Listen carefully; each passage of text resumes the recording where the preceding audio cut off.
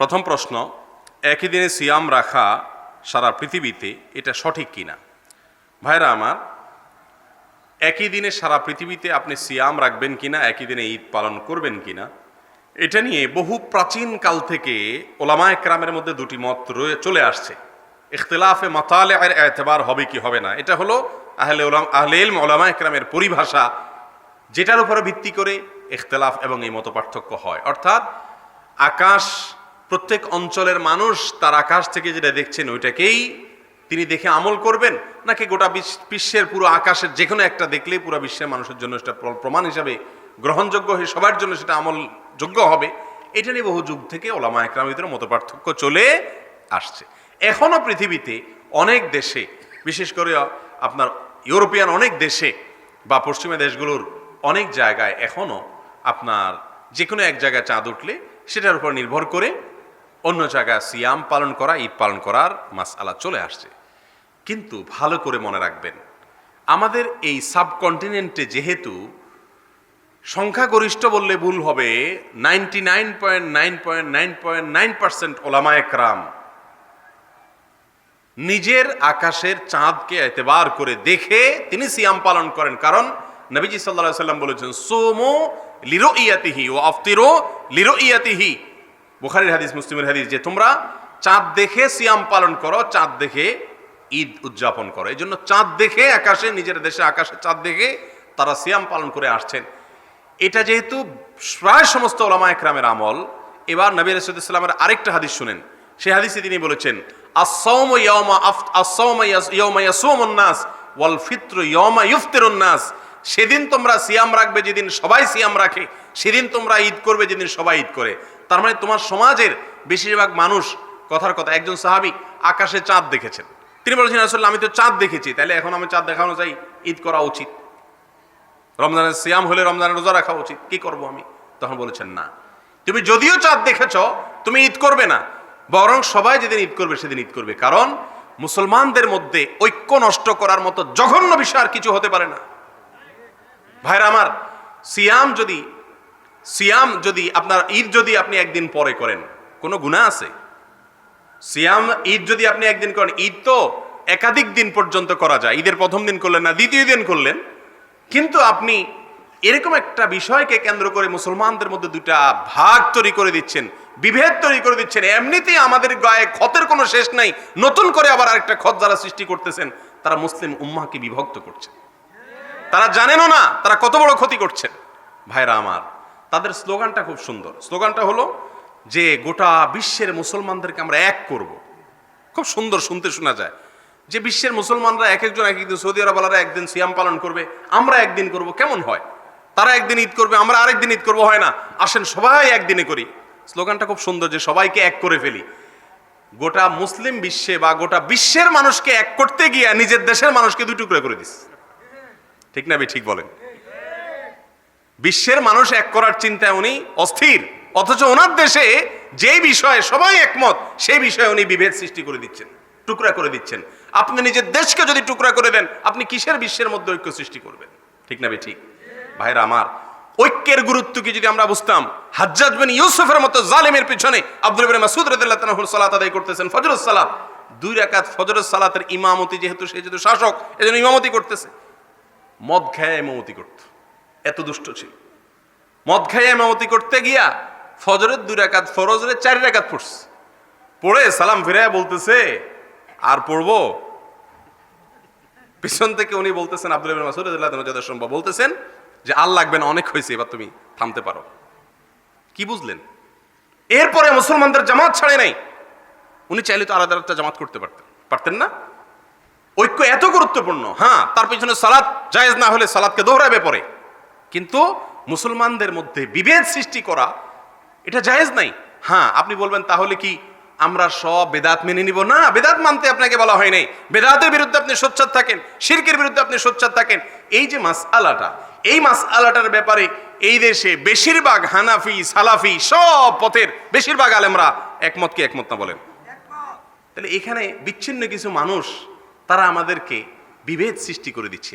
হ্যাঁ, যদি ওলামাদের ভিতরে আলোচনা করে এলমি আলোচনার মাধ্যমে, নিকাশের মাধ্যমে ওলামাদের বুঝাতে পারেন, ভিন্ন কথা। কিন্তু আপনি বিশ্বকে এক করতে গিয়ে নিজের দেশটাকে দুই টুকরা করে দিলেন। আপনার প্রত্যেক রমজান আসলে, ঈদ আসলে দেখা যায় যে দেশের অমুক জেলাতে এতগুলো থানাতে এতগুলো মানুষ আজ ঈদ উদযাপন করছে, বাকিরা কাল করবে। এই সংবাদ কি আমাদের জন্য অপমানের না সম্মানের বলেন? আল্লাহ তাআলা আমাদের ভাইদেরকে বুঝার তৌফিক দান করুন।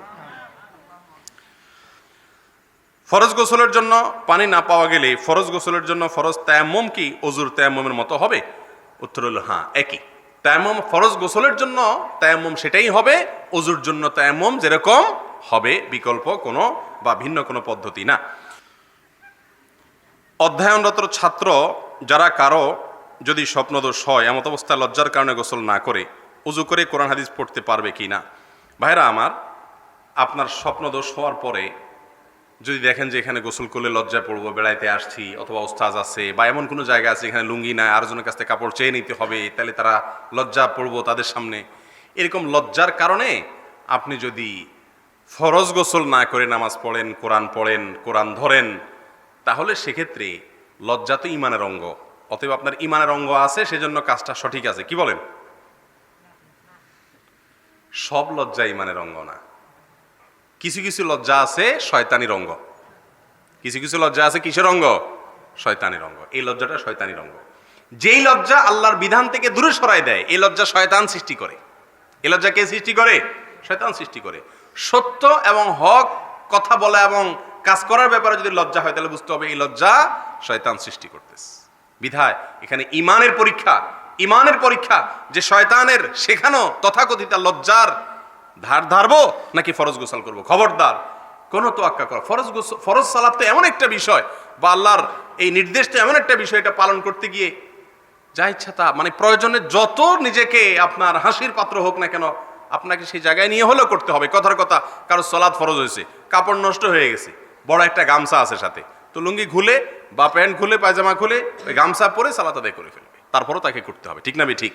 এখন গামছা পরে সালাত আদায় করলে সবাই তাকে থাকবে, বলবে গামছা বাবা, লজ্জা দিবে, কিন্তু তারপরেও আল্লাহর ফরজ বিধান ছাড়া যাবে না। বিধায় এই সমস্ত অজুহাতে কোরআন পড়া ধরা যাবে না।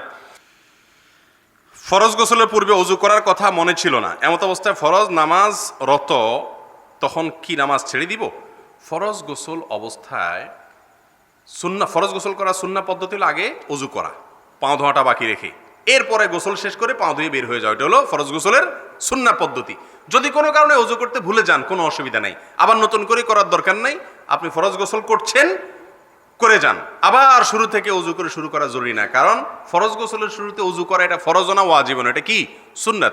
সুন্নাত ছুটে গেলে ওইটা আবার পুনরায় করা কিনা জরুরি না।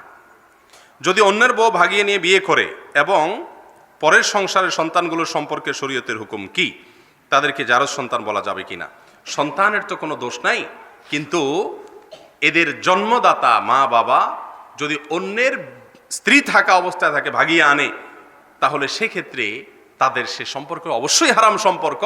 কারণ কোরআন কারীমের 5 নম্বর পারার প্রথম আয়াতে আল্লাহ বলেছেন, ওয়াল মুহসানাতু মিনান নিসা ইলা আখিরিল আয়া, অর্থাৎ যে সমস্ত নারীদের বিয়ে কারোর সাথে হয়েছে তাদেরকে তোমরা বিয়ে করতে পারো না যতক্ষণ পর্যন্ত তারা তালাক না দেয় বা মারা যায়, এবং মারা যাওয়ার পরে মৃত্যুর যে ইদ্যত 4 মাস 10 দিন সেটা পূরণ না হয়, অথবা তালাকের যে ইদ্যত 3টা হায়েজ বা 3 মাস, সেটা যতদিন পর্যন্ত পার না হবে ততক্ষণ পর্যন্ত বিয়ে করা যাবে না।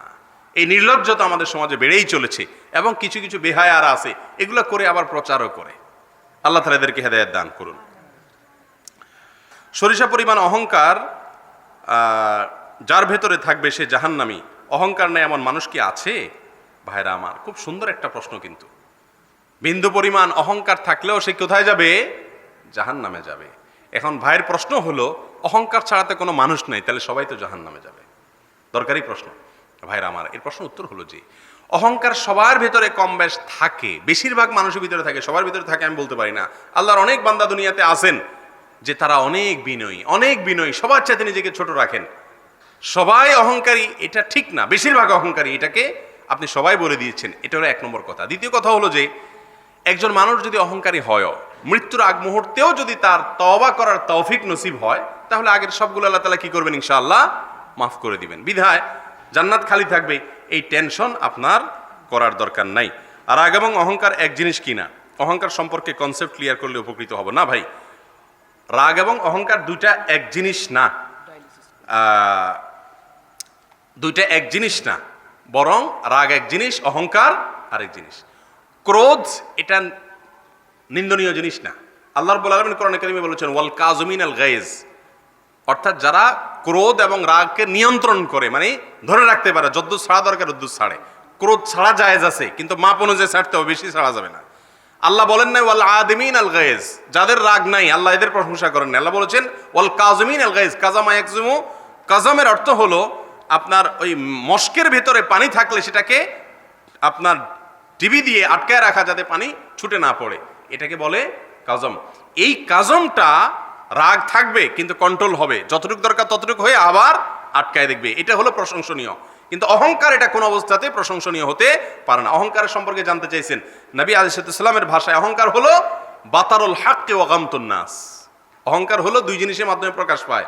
বাতারুল হক, সত্য জানার পরেও না আমি কিভাবে মানি এটা, আমি বলে ফেলছি একটা কথা, এখন যদি উনি আমার ভুল ধরে দিয়েছেন তারপরও আমি আবার কিভাবে বলে ফেলছি, আমার একটা ফেস্টিজ আছে না, ঘুরায় গাড়ায় নিজেরটাকে ঠিক রাখার চেষ্টা করা, এ রোগ আছে না নেই আমাদের মধ্যে। হক শোনার পরেও, সত্য শোনার পরেও, কোরআন হাদিসের দলিল শোনার পরেও গোলামি করা, ওটাকে না মানা, এটা হলো অহংকারের একটা আলামত।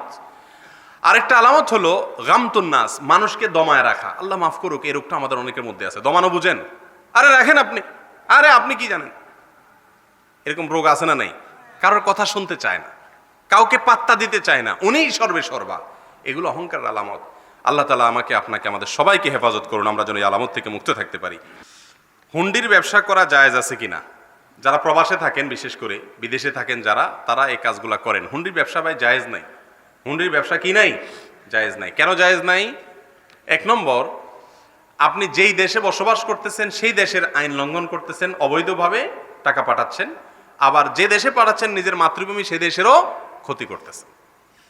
এখন কোন দেশের আইন বা শৃঙ্খলা, এটা যদি আমাদের চলার সুবিধার জন্য ধার্য করা হয়, সেটা মানা আমাদের জন্য জরুরি।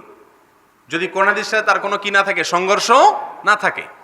আর দ্বিতীয় কথা হলো, আপনি কোনো দেশে প্রবাসী হিসাবে গেলে সে দেশে আপনি চুক্তি নেন যে সে দেশের আপনি আইন কানুনগুলো মেনে চলবেন। তো যে আইন কানুনগুলো কোরআনের সাথে কোনো সংঘর্ষ নাই, শৃঙ্খলার স্বার্থে, সেগুলো আপনি যদি না মানেন তাহলে তো অশান্তি হবে, বিশৃঙ্খলা হবে, ক্ষতি হবে। বিধায় এটা কি নাই? জায়েজ নাই। আর অনেক কারণ আছে। এই হুন্ডির সাথে অনেক অনাচার, অনেক প্রতারণা, অনেক গুনাহের সম্পর্ক আছে, যার কারণে এটা জায়েজ নাই। তবে হ্যাঁ, কেউ যদি করেন, পাঠায় দেন, তিনি যে টাকাগুলো পাঠাইছেন সব হারাম হয়ে যাবে, ব্যাপারটা কিন্তু সেরকম না। তিনি একটা গুনাহের কাজ করলেন, বাস এইটুকু। অতএব সে ব্যাপারে তার সাবধান হতে হবে।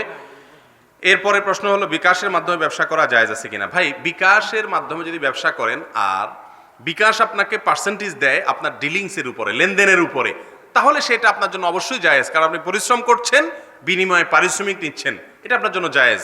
কিন্তু বিকাশের যে টাকাটা আপনার বিকাশ অ্যাকাউন্টে জমা আছে, অথবা এই জাতীয় যে মোবাইল ব্যাংকিংগুলো আছে অ্যাকাউন্টে জমা আছে, সেই টাকার উপরে যে সুদ আসে, তা ভোগ করা কি নাই? জায়েজ নাই। কারণ আল্লাহ রাব্বুল আলামিন সুদকে হারাম করে দিয়েছেন। এজন্য বিকাশ বা এই জাতীয় মোবাইল ব্যাংকিংয়ে সুদ অফ করে রাখা যায়, সিস্টেম আছে। যারা জানে তাদেরকে বললেন আমি সুদ নেব না, সুদ অফ করে দেন, তাহলে আপনার টাকা থাকবে, সুদ আসবে না, তখন আপনার জন্য আর হারামের কোনো কারণ থাকবে না। আর বাকি ব্যবসায়ী হিসাবে ব্যবসা করলে যদি পার্সেন্টেজ হিসাবে পারিশ্রমিক দেয়, সেটা আপনার জন্য নেওয়া জায়েজ।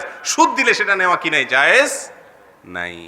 আল্লাহ রাব্বুল আলামিন আমাদেরকে কোরআন এবং হাদিসের আলোকে আমাদের জীবনকে সাজাবার তৌফিক দান করুন। জাযাকুমুল্লাহু খায়রা।